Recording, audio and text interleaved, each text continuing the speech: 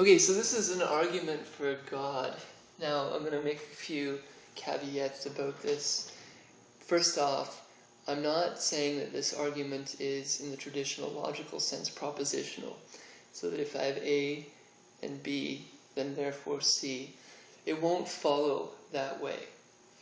Rather, what this argument is doing is really following on the footsteps of the theorizing that I've done, in that it's gesturing towards this notion, in my opinion, that there is a guiding higher intelligence that orients things sort of archetypally, or maybe more than that. And so therefore it's a follow-out of a gesturing of contemplation in a certain sense, integrative contemplation. So rather, when you analyze this, it's one, potentially it could be one in which you're holding it as an open question and then just playing around with it. It's an act of play, in other words, to, I would argue, enhance your own processing, your own mind, but that's just my argument. You'll have to make your own claims on this if you choose to watch it. Okay, so I'm looking at this as a fractal primarily, and when I say that, I'm saying that I believe that there's actually a code that seems to be popping out in nature that's repeating itself. And by drawing on this code, more and more patterns from it sort of start to unfold. Now, it's the degree to which I've actually got some fairly good, accurate handle of the code that is the usefulness of it itself, but I'll let you yourself decide that. So we're looking at also the kind of more or less physiological side of this in relation to the interior or phenomenological structures. So, I have this physiological body. What does this say about my evolution? Now, and how does that relate to my own understanding in the world, my own contemplation, my own feelings, my own impulses?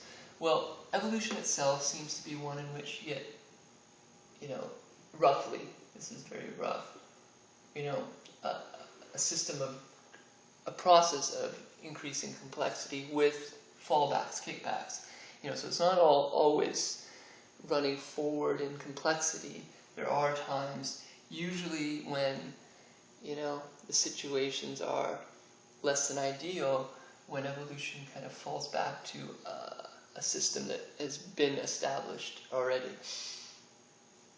But on the whole, we can look at this even cosmically. Outside of the planet, perhaps, the planet will at some point explode. Whether or not any humans escape that, our intelligence could have, therefore, still an effect on the increasing complexity of the universe. How that would look, how that would work, I still don't know. But the argument is generally that the process seems to be one of complexification, with minor kickbacks, or sometimes not so minor. So we can look at the history of mind and physiology in Earth's evolution. We start with reptiles, but I'm just qualifying reptiles as sort of an emergent point or something like that. But really all organisms up into reptiles seem to be within the same primary focus.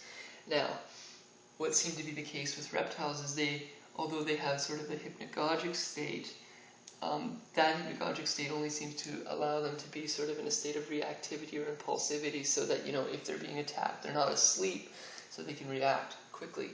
So they're pretty much oriented to the now state only, and the waking state, therefore. They're not sleeping or dreaming, and they're only oriented in the present, right now, so that they can react most efficiently, most effectively to survive primarily.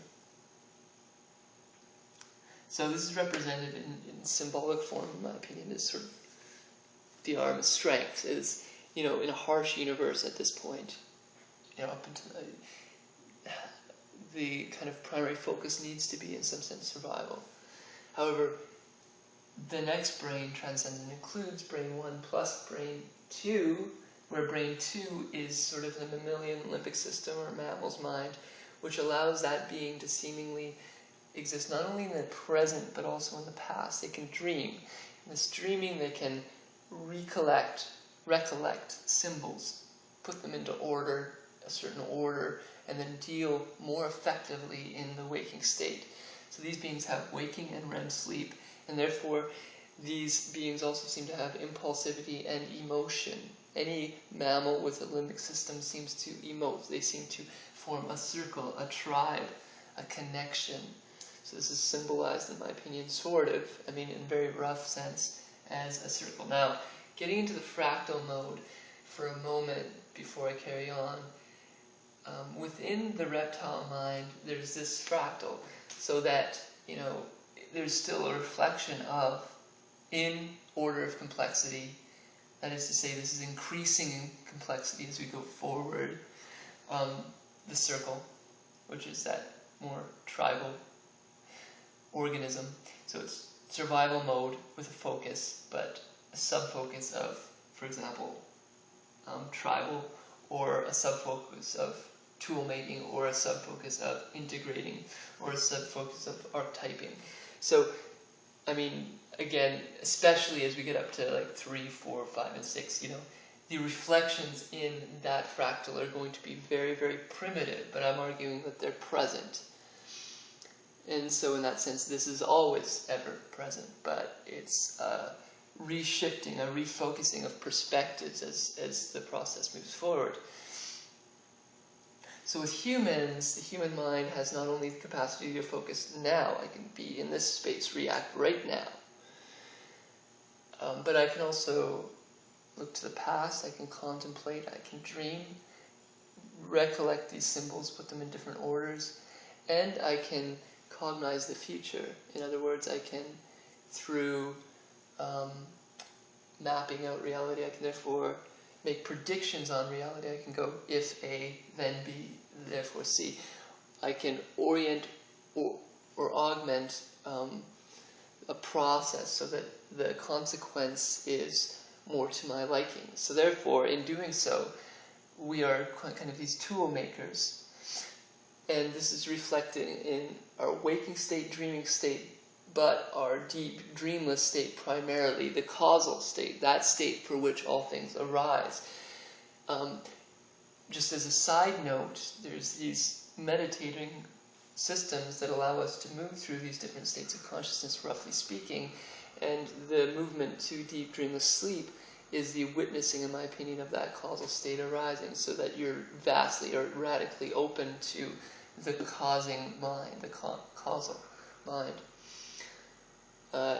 So this mind is not only impulsive and emotive, but also contemplative. We can therefore contemplate, and I'm symbolizing it by the eye that witnesses, the eye that can make object of. And then the fourth mind is the integral mind. So the integral mind coordinates a view between present, past, and future in a sense. In other words, when we look at this whole process, the process is to integrate how the past affects the future, and where the future is coming back and feedbacking on the past, etc.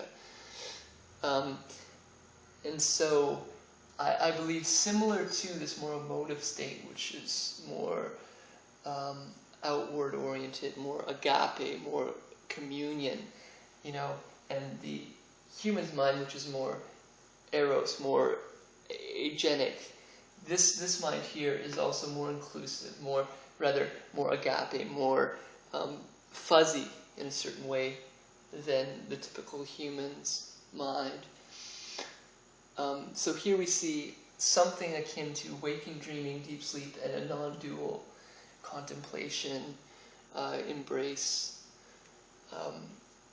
Those are, again, states of consciousness which are often confirmed by different people. And you get the impulsive, emotive, contemplative, and integrative impulses, These are different impulses within the individual, or primary impulses, primary focuses.